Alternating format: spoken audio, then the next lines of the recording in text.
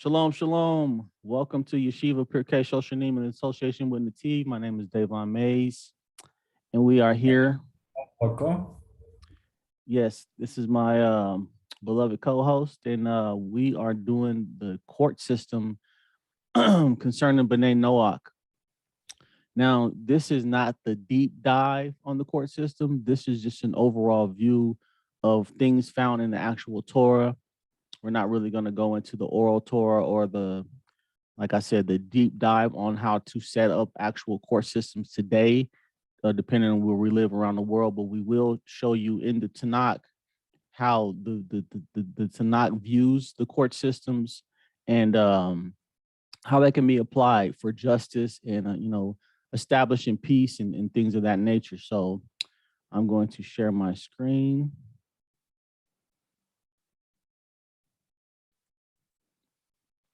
And we're going to get going. So, courts of justice. And T.O., anytime you feel like you want to jump in, feel free. Psalm 210. Now, therefore, be wise, O kings, be instructed, you judges of the earth. So we see out already and out the gate that there are judges of the earth, and they are to be instructed and to be wise concerning how they conduct affairs. Proverbs 8:16. By me, princes rule and nobles, all the judges of the earth. We know this is talking about wisdom, but we see that the whole world is to have judges and rulers and nobles and princes. And this is just establishes order and peace around the world, because without a court system, people would destroy themselves without consequence. We see Jethro, the father-in-law of Moses, gave him advice on how to judge the nation of Israel. Excuse me, Exodus 18:13-24. And so it was on the next day that Moses sat to judge the people, and the people stood before Moses from morning until evening. So when Moses' father-in-law saw all that he did for the people, he said, "What is this thing that you are doing for the people?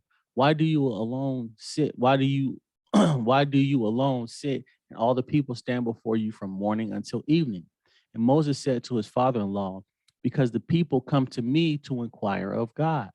When they have a difficulty, they come to me, and I judge between one and another, and I make known the statutes of God and his laws." So Moses' father-in-law said to him, "The thing that you do is not good.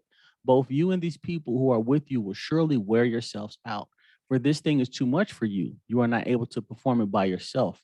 Listen now to my voice. I will give you counsel, and God will be with you.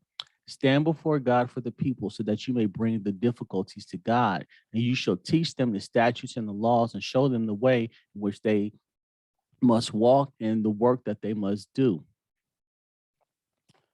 Moreover, you shall select from all the people able men, such as fear God, men of truth, hating covetousness, and place such over them to be rulers of thousands and rulers of hundreds, rulers of fifties, and rulers of tens, and let them judge the people at all times.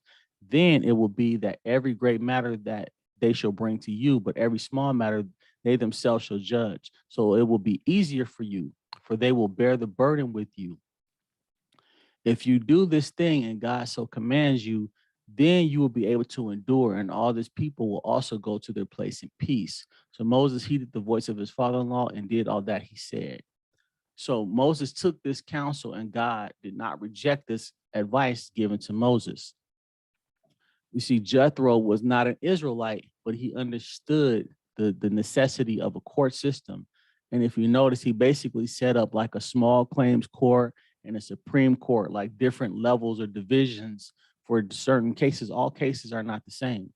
So Moses was doing it by himself, and he was told to break it up into people who fear God, people who don't, take bribes or who not covetousness, men of truth, men who know the Torah, wise people. So this is what we have to have in place in order to have a just world. Now we know there's systems that are corrupted, but we still need to set up a court system nonetheless. So we see in Genesis 39:20, Then Joseph's master took him and put him into the prison, a place where the king's prisoners were confined, and he was there in the prison. So we see a prison system, which means some type of judgment form, uh, some type of for some type of regulations, aka a court system. This existed even in ancient Egypt. You can't have a prison without some type of judgment. Now, that doesn't say that the justice system was perfect, that it was righteous or anything, but the people understood the need for some type of regulation of affairs. In, if you had any type of offenses towards the king or whoever else, there was some type of system that they had in place. We see Yes, when Nathan the prophet, go ahead. yes, just to add on what you're saying now is, I think it's very, very important that those who preside over judgment, they themselves live according to the precepts and the commandments of God, so that they can be an example to others. It becomes very difficult for you to pass a righteous judgment when you are engaged in the very same act. And that's why above, on the previous verses that you read, we need to make sure those are the people that abide by the Torah of God, and who are afraid of God's judgment, knowing that if they don't follow God and they pass a wrong judgment, the innocent people are being killed, innocent people are being given the judgment that does not fit what they've done. And then that's not a righteous society that one would even want to be part of. Exactly. Great points. We see when Nathan the prophet spoke with David about building the temple, God came to Nathan and told him he was wrong to agree with David. So even prophets can make mistakes. So if a prophet can make mistake, surely judges can make mistakes. We even know in the Torah it says when the judges rule in error, there's even the judges of Israel could rule in error, and there was a system in place to give remedy to that. So First Chronicles 17, 1-4. Before we go to that one, yes. So I think another thing that I was just going through some the Noahide code. What I get there is, again, the court system. They have to establish sort of like education and foresee that the laws are being taught to people. People need to know what they're supposed to do, what they're not supposed to do, and no one will just come and say, "I didn't know." So the judge, these courts have to make sure that they establish a educational system of some sort that informs the people of what is required of them, and make sure that whatever that is taught there is correct. That's a good point, because people could use that as an excuse to say, well, I only did it because I didn't know I couldn't do it. And if everybody had that excuse, then you wouldn't get anywhere. You can't sue. If the people trying to sue each other both claim ignorance and the judge himself is ignorant, we got a circle of ignorance. It's just not going to work out. So I think education is crucial. And another thing, just to add again, is you see this court, they can actually even come up with, we know that the main purpose is for them to enforce the 6 Noahide commandments. The 7th is the one that we're actually talking about, of establishing this code of system. But their actual duty is to take these 6 categories of the laws and enforce them. But also on top of that, I understand that they are allowed to go and find ways on how they can prevent people from even going to the point of breaking these 6 by putting other other laws in place, just to prevent people from actually even getting to these laws, the 6 categories of laws. Yes, what T.O.'s talking about is called putting a fence around the Torah, which makes a lot of sense. For instance, if you have a nuclear plant and it has a fence around it, well, if you put another fence around that fence, and another fence around that fence, that will prevent people from even getting to the first fence, or the actual fence that leads to the nuclear plant. And that should be a deterrent to say, well, if I have a fence around a fence around a fence, maybe they really don't want me in here. And that prevents people from even breaking those types of laws. So that's a good point. And a lot of people want to say, well, you're not allowed to add to the Torah. Well, God gave authority to the judges in Deuteronomy 17 to make decisions in those days. It says if you have a question that you cannot answer, you go to the judge in those days. And the rabbis have the authority to enforce, or even come up with things based on the needs of the society at that time. And of course, it has to be Torah based. They can't just pull stuff out the air.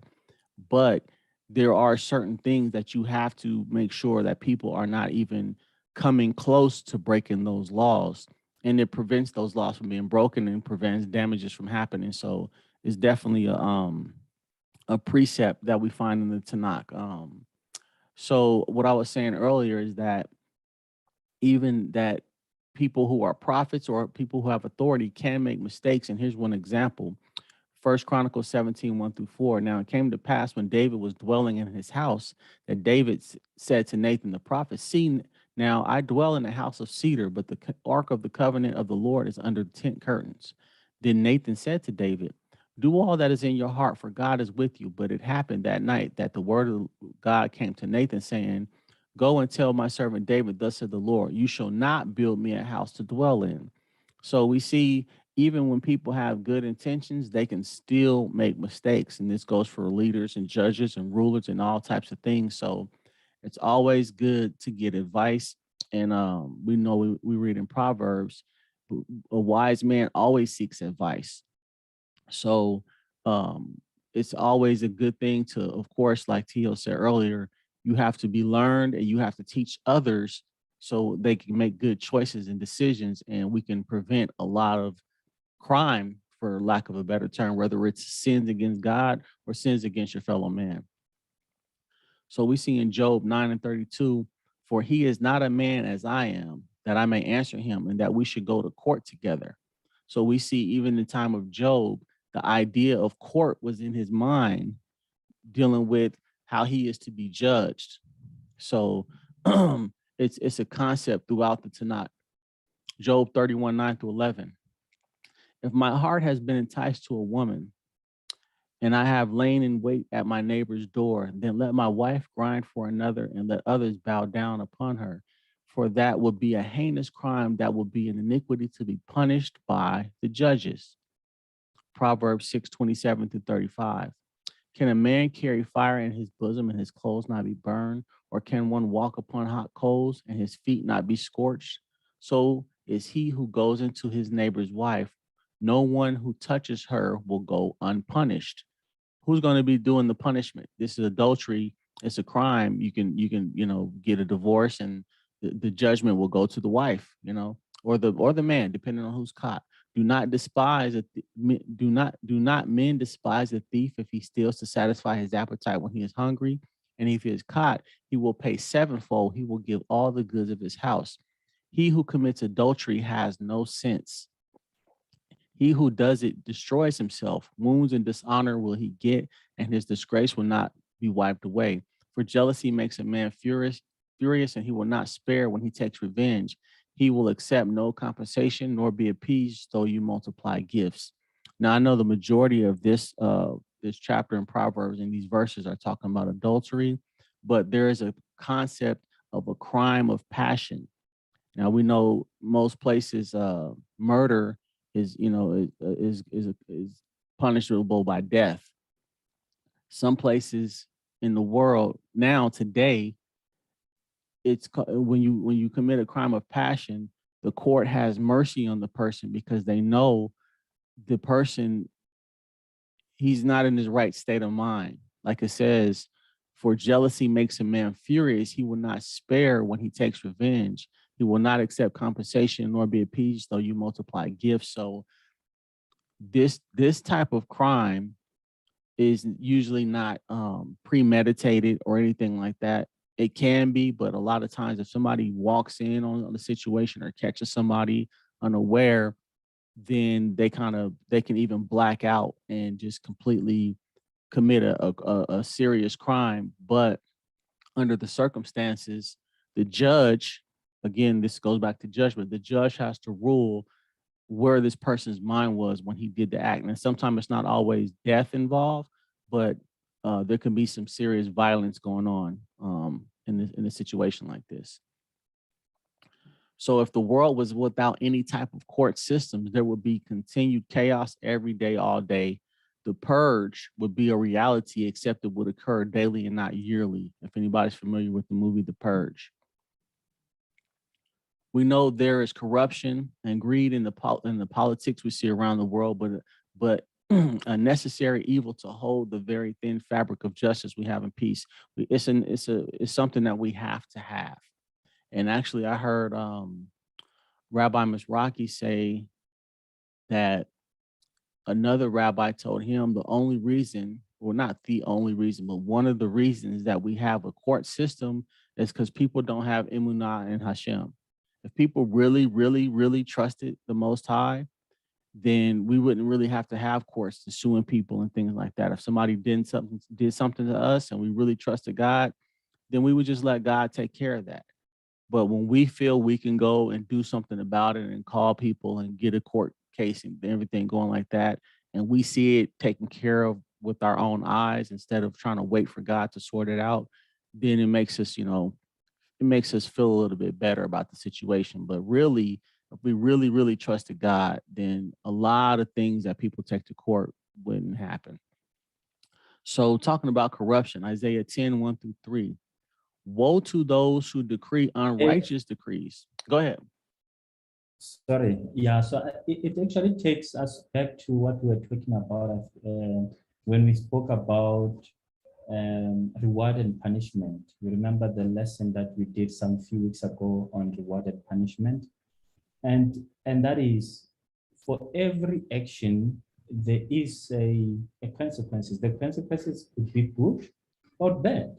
But you see, in the free world, in where God says, I'm giving you an opportunity to choose, He has to create the environment that is conducive for that to happen.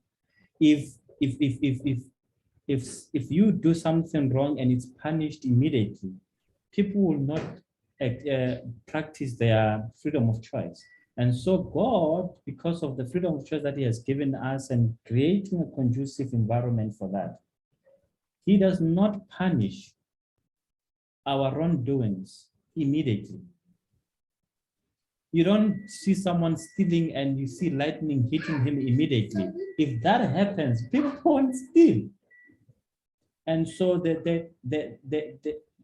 God, yes, God will come and deal with those who does good and who does bad, but at His own time. And His own time is not always what we want. We want things that happen immediately. We want to see something happening now. We lack patience. That's a good point. There's actually a verse in Ecclesiastes. It says the sons of men continue in their wickedness because the punishment does not come speedily. So yeah, it's a verse, what you just said. Makes perfect sense. So we see in Isaiah 10, 1 through 3, woe to those who decree unrighteous decrees, who write misfortune, which they have prescribed, to rob the needy of justice and to take what is right from the poor of my people, that widows may be their prey, that they may rob the fatherless. What will you do in the day of punishment and in the desolation of which will come from afar? To whom will you flee for help, and where will and where will you leave your glory? So we see people can and do write unrighteous decrees. They do things to take things away from people. They take bribes. They lobby for things that are against the Torah. Today in Israel, we see corruption all over the place with the basically the allowing the terrorists to commit murder, go to jail and get out, as a bribe to say, well, if you release, excuse me, if you release this many terrorists, we'll do this, and they're making deals of, if you know, if you allow this one terrorist out, we won't do this, and it's a whole bunch of just corruption. The terrorists get to go to jail, and then they get to get college degrees, and they get pampered in jail. It's just so, and that's it's like this all over the world. There's always somebody who knows somebody on the inside, and the corruption is widespread. It's not just Israel. So, we see the unrighteous decrees happen all over the world, and they're, like it says in verse 3, what will you do in the day of punishment? Somebody's going to pay for that. Now, when it's going to happen, that specific politician or that specific judge, only God knows, but it will come. Ecclesiastes 5:8. If you see the oppression of the poor and the violent perversion of justice and the righteousness in a province, do not marvel at the matter, for high officials, for high official watches over high official, and higher officials are over them. Always know that God knows everything that's happening. There is a boss to the world, and somebody is over somebody who's over somebody, and eventually it goes back to the court of heaven. So don't be surprised that things happen and it looks like on the surface nobody's doing anything about it. They are, but like we said earlier, the punishment of people does not happen immediately because God has mercy and he wants everybody to repent. We see in Ezekiel, he does not desire the death of the wicked, but that they should turn and repent. So his time frame is not our time frame. The court of heaven. A lot of people are not familiar with this verse because it's just not something that I've seen taught a lot. I'm sure a lot of people might be familiar with it, but the majority of people just don't talk about it concerning a court system or justice in the earth. Daniel 4:16-17. Let his heart be changed from that of a man. Let him be given the heart of a beast, and let 7 times pass over him. This decision is by the decree of the watchers, and the sentence by the word of the holy ones, in order that the living may know that the Most High rules in the kingdom of men, gives it to whomever he will, and sets over it the lowest of men. So we see there's even tiers of levels in the heavenly court. The watchers make decrees, the holy ones make decrees, and of course, the Most High, he eventually gives the final decision. Because when Nebuchadnezzar was sentenced, it says that decree came down by the watchers. So if you want to look up what the watchers is, that's a whole nother conversation in itself. But we see the decision is by the decree of the watchers and the sentence by the word of the holy ones. And of course, at the end of the day, God gives it to whomever he wills. He gives judgment and rulership on his terms, on his level, when he wants to do things. A just society looks out for its people. Exodus 22:22, you shall not afflict any widow or fatherless child. Deuteronomy 10:18, he administers justice for the fatherless and the widow and loves the stranger, giving him food and clothing. Psalm 68:5, a father of the fatherless, a defender of widows, is God in his holy habitation. Psalm 146:9, the Lord watches over the strangers. He relieves the fatherless and the widow, but the way of the wicked he turns upside down. So we see a very deep necessity to take care of fatherless children and widows in the Tanakh. It actually comes with the blessing, just if anybody didn't know that. Isaiah 1:17, learn to do good, seek justice, rebuke the oppressor, defend the fatherless, plead for the widow. This is basically a just person, and a just society will have things in place to help people to be able to rebuke the oppressive people who write those unjust decrees. And you have to be able to defend the fatherless and the widows, because when people are vulnerable, people take advantage of them. That's just how people are, unfortunately. Isaiah 1:23, your princes are rebellious and companions of thieves. Everyone loves bribes and follows after rewards. They do not defend the fatherless, nor does the cause of the widow come before them. So we see there was even a time in Israel where they were not doing this thing. They were actually doing the opposite. They were not defending the fatherless. They were not taking care of the widows, and everybody was taking bribes and rewards, and they were rebellious and companions of thieves. And this brought about eventually the destruction of Israel at one point in time with the first temple period. So these matters are addressed in the Tanakh, and there's severe punishments when a society begins to crumble. Now we know on an individual basis, one person can be not he can be somebody who's mean to a widow or mean to a fatherless child. But if the whole society is like this, then it just begins to rot.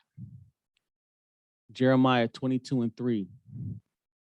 Thus says the Lord, execute judgment and righteousness and deliver the plundered out of the hand of the oppressor. Do not wrong and do no violence to the stranger, the fatherless, or the widow, nor shed innocent blood in his place.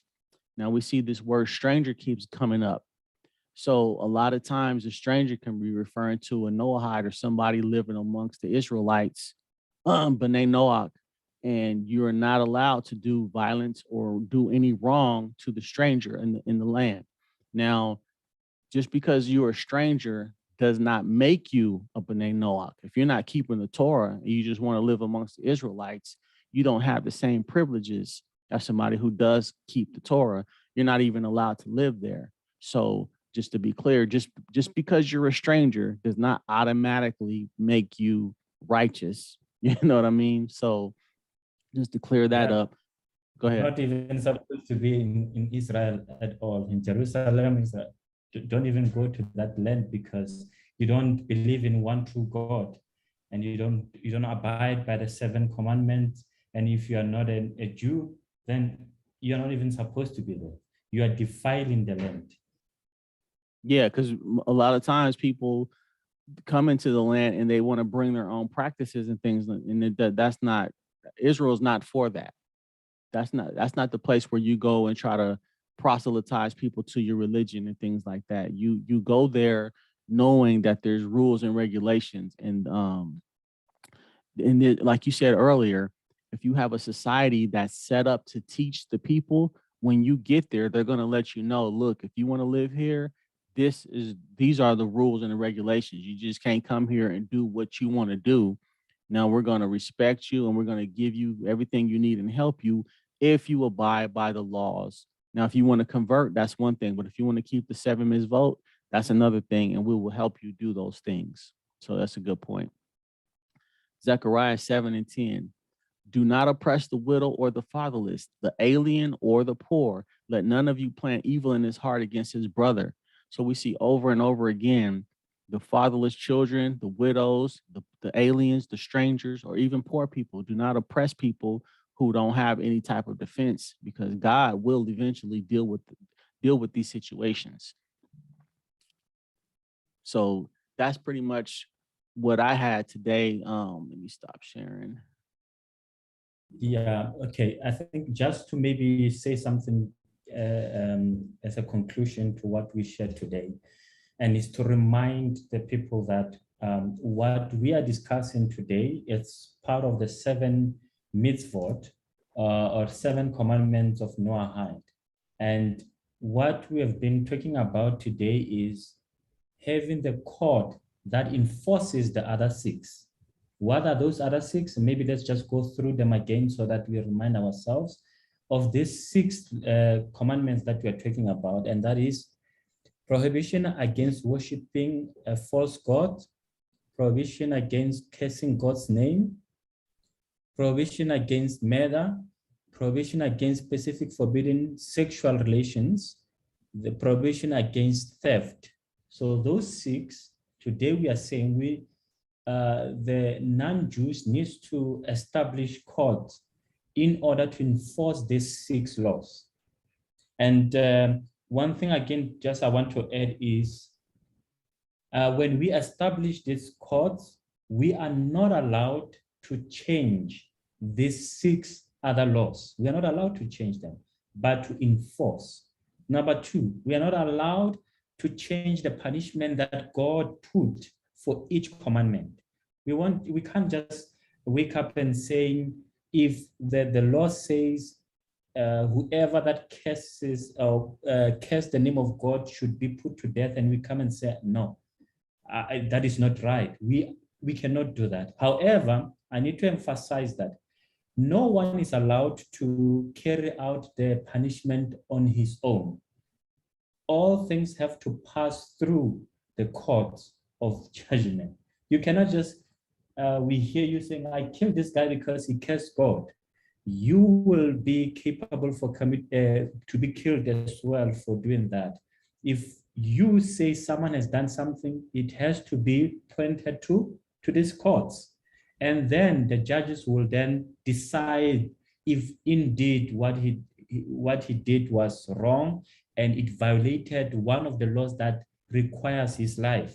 In that way, then the court will have to make sure that the judgment, the punishment is carried out. So you cannot, after watching this video, and go around and saying, according to 7 commandments, the judgment says, if someone worships any other gods or what, I need to kill this person, and then you take what you go and kill people and say it's because of the 7 commandments. Be careful of that. We need to establish the courts of laws before anything can be done. And if we also live in a country where majority of people are not following these laws, you cannot even go ahead and try to enforce this thing.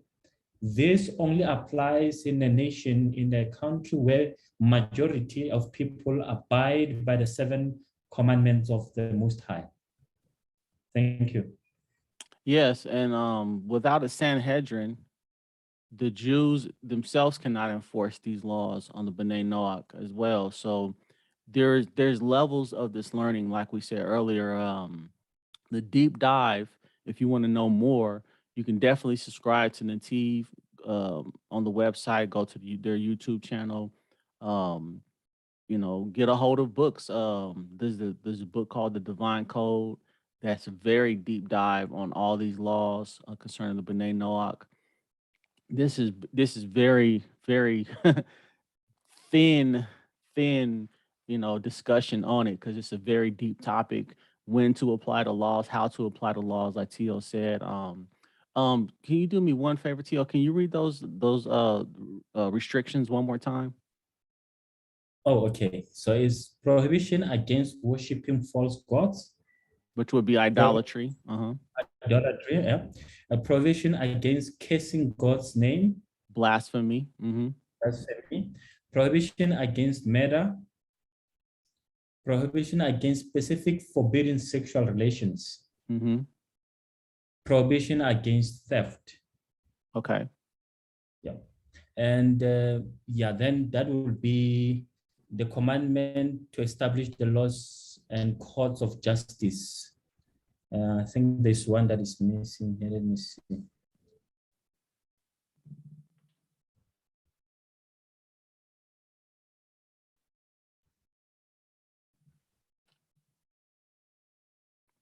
I'm not sure which one I'm missing now here. Definitely the one about eating the limb of a living animal. Oh, yes. That's that would be the one that one right there is it also falls in line with animal cruelty. Yeah. Which is, I think, is a huge problem. Even outside of eating animals, being cruel to animals, people eat animals in restaurants as delicacies. Sometimes they eat them while they're alive. We see this a lot of times on YouTube. People do it for the reactions and things of that nature. So it's very unfortunate that even today people do these things in public and nobody even knows the restrictions that are in the Torah preventing this. So it's kind of unfortunate that these things happen, and nobody really knows. Nobody really knows what the problem is with them because they're just not educated, like you said. We these classes have to be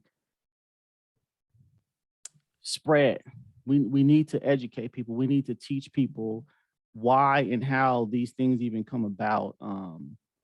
And one of the things that we can do is when we watch these videos, we can share them with our friends and our family. We can make them available to people. Just talking about them with our kids. And this is one of the reasons that we're here. Now we know that everybody has so much information to put out on YouTube, but a court system is how society functions. Nowhere can you go, anywhere without rules and regulations.